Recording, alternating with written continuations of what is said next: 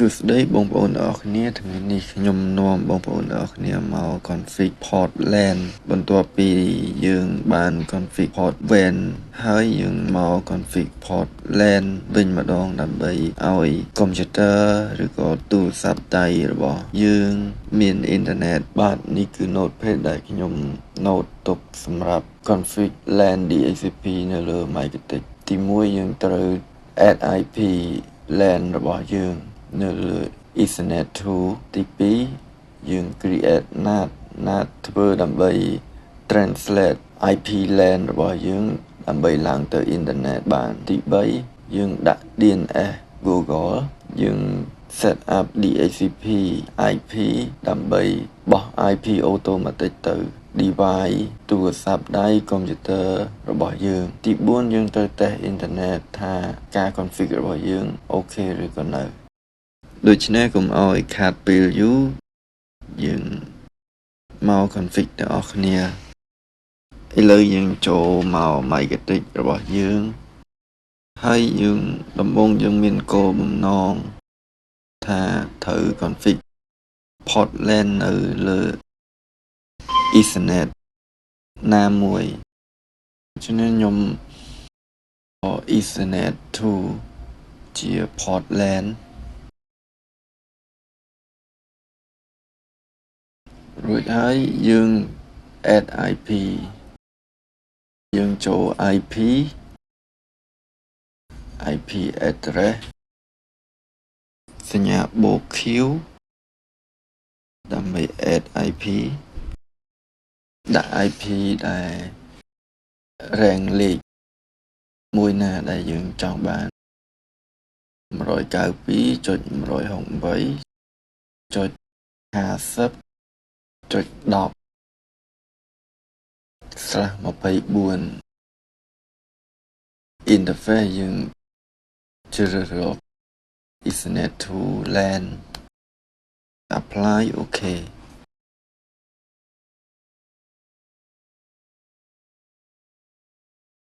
បន្ទាប់មកយើងចូល IP firewall ហើយចូលទៅ NAT យើង add NAT ដើម្បី translate IP LAN របស់យើងឲ្យឡើងទៅអ៊ីនធឺណិតបានឆាំងយក skip NAT option យក masquerade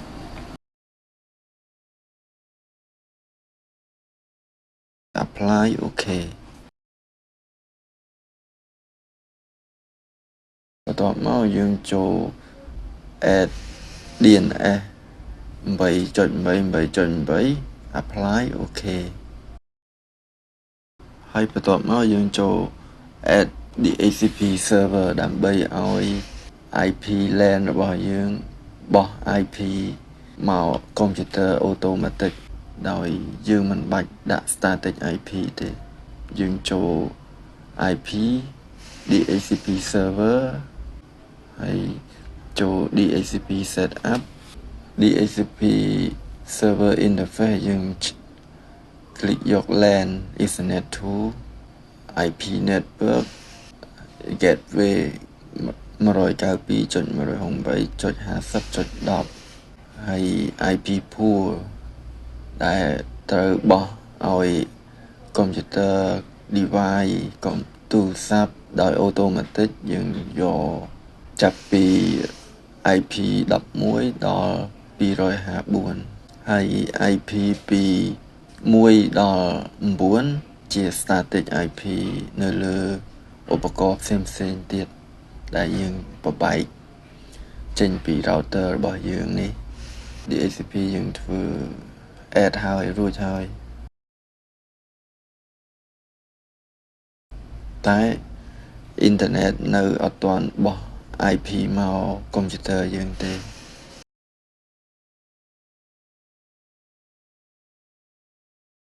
បន្ទាប់មកយើងចូលទៅ